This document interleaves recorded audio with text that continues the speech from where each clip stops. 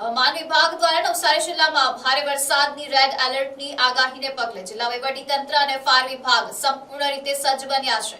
સંભવિત જળબંબાકારની સ્થિતિને ધ્યાનમાં રાખીને નવસારી શહેરના નીચાણવાળા અને સંવેદનશીલ વિસ્તારોમાં રહેતા લોકોને સાવચેત રહેવા અપીલ કરવામાં આવી છે.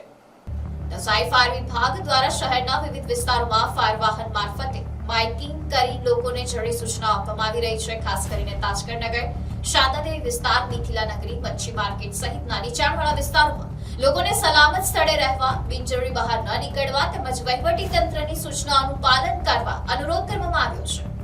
ફાયર વિભાગે લોકોને અફવાઓથી દૂર રહેવા, વરસાદી પરિસ્થિતિ અંગે માત્ર અધિકૃત માહિતી પર વિશ્વાસ રાખવા તેમજ કોઈ પણ ઇમરજન્સી પરિસ્થિતિ સર્જાય તો તાત્કાલિક ફાયર વિભાગ અથવા જિલ્લા કંટ્રોલ રૂમનો સંપર્ક કરવા અપીલ કરી છે.